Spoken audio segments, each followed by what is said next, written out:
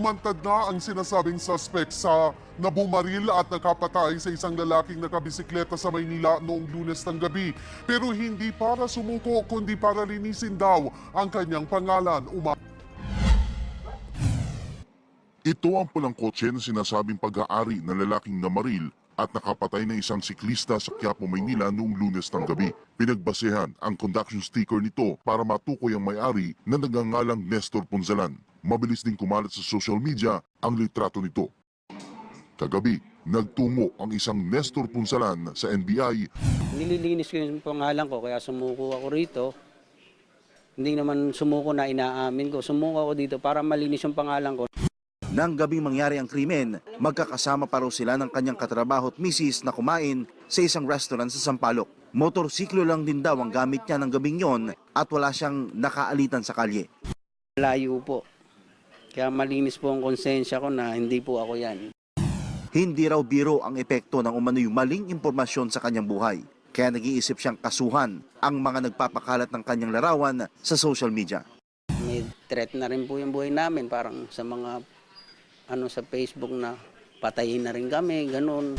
We are going to file a case against those people who put us in this situation. Kasi this is not helping us. Alam niyo yung sinira niyong dignity namin. Base sa kuha ng CCTV, isang Hyundai Ion ang dala ng motoristang nakasuntukan ng lalaking nakabisikleta na kinilalang si Mark Vincent Heralde. Patraidor na binaril ng sospek ang biktima ng 5 beses. Tumanggi namang mabigay ng pahayag ang pamilya ng biktima. Tinabaan din ng ligaw na bala si Rosel Bondok, 18 anyos. Sa ngayon, nasa kustudiya pa rin ng NBI Punzalan para na rin daw sa kanyang proteksyon. Vine-verify na ng mga otoridad ang bagong conduction sticker ng kotse na tunay umanong sangkot sa pamamaril.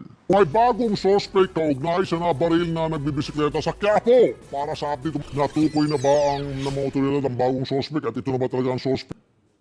Yes, Rabi, tama ka dyan. Ito na nga yung suspect talaga na tinutumbok nga sa investigasyon ng Manila Police District Homicide Division. Linawin lang natin yung talagang nangyari lang kahapon. Is medyo mas naging mabilis kumbaga yung reaksyon ng mga netizens, lalo na nung naglabas na nga at yung conduction sticker na unang natukoy nga nung nag-iisang witness. Yun nga lang kahapon din, itinama ito ng mismong witness na nagbigay nga ng konkretong impormasyon sa MPD sa pagkakakilanlan nga nitong suspect sa pamamaril nga sa isang siklista dito sa Quiapo, Maynila. Romel, Yes. okay. Rabi. Sa mga picture na nakikita natin ngayon, okay, naka-uniforme siya ng Philippine Army. Miyembro ba ito ng Philippine Army? Yeah, ang eksaktong kwan niya reservist siya ng Philippine Army.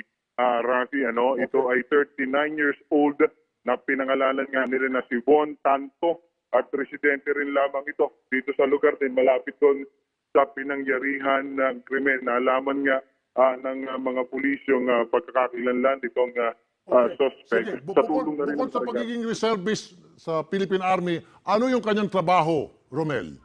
Yes, ang nabanggit sa atin ng barangay, kukwentuhan natin, may negosyo na barbecue stand itong pamilya, ditong Army reservist na ito dito sa lugar. Pero yung pa lamang yung informasyon na naibibigay sa atin. Sa ngayon din, Rafi, inaalam kung lisensyado ba yung baril na ginamit nitong suspect sa krimen at kung lisensyado man ito ay agad nilang pinariribok na nga sa krami yung lisensya. At then ay kipag-coordinate na rin sila sa EFP Reserve Command para nga para makita o maalam ang kinaroroonan nitong suspect. Dahil as of now, Rafi, ay wala na siya dito sa kanilang tahanan dito nga sa Maynila, Rafi. Pero yung sasakyan na ginamit niya, hindi pa rin natin natutukoy o hindi pa na-impound. Yes, Rafi, mukhang yun nga, dahil naka-alarma na rin itong sasakyan na ito na Hyundai Ion nga, na may conduction sticker na MO 3745. So yung nauna nating nailabas, naunang lumabas sa social media, gaya din sa mga police report na MO 3746, dinidisregard na yan dahil nga binago na, o kumbaga itinama na nga nung witness nila na yung conduction sticker ay MO 3745. Sa ngayon, wala rin itong sasakyan. Hinahanap nila at naka-alarma na rin sa Highway Patrol Group. Okay. isa na lang, kung hindi po nababanggit, pakiulit anong pangalan nitong suspect, itong bagong suspect, tunay na suspect na talaga. Anong pangalan niya ulit, Romel? Yes, ang pangalan nito, Rafi, ay Von Tanto, 39 years old ito. Isa siyang Army Reservist at residente rin itong Quiapo, Maynila. At nagpaabot din, Rafi, may dagdag lang natin, nagpaabot din na mensahe ang Manila Police District Homicide Division sa kanya na sumuko na siya at makipagtulungan dahil nga armado siya at pinapalagay nila armed and dangerous ito. Sabi niya ayaw niyan na may mangyaring hindi maganda lalo na't maaari daw na misinterpret ito ng mga pulis na ngayon ay tinutunto na siya, Rafi. So maiwasan natin yung hindi magandang pangyayari ay makipag-coordinate na siya. Pwede raw siya makipagtulungan doon sa AFP Reserve Command at mag-signify siya ng pagsuko para wala nang maging problema. Dahil the moment na talagang magkaharap sila, lalo na armado siya, baka hindi raw nila alam kung anong maaaring mangyari doon sa sitwasyon na yan, Rafi. Hindi, kasi kung manlaban siya, tulad ng nangyari dun sa mga pusher na natutumba left and right, baka masama din siya dyan kung manlaban. Oo, yun nga, Rafi. So, yun nga, pinapalagay nga siya na armed and dangerous. So, mas mabuti na sumuko siya. Kasi naman mapasama pa nga siya sa listahan ng mga nanlalaban sa otoridad. Rafi? Okay, so one more time, ang pangalan niya ay Von Tanto. Tama?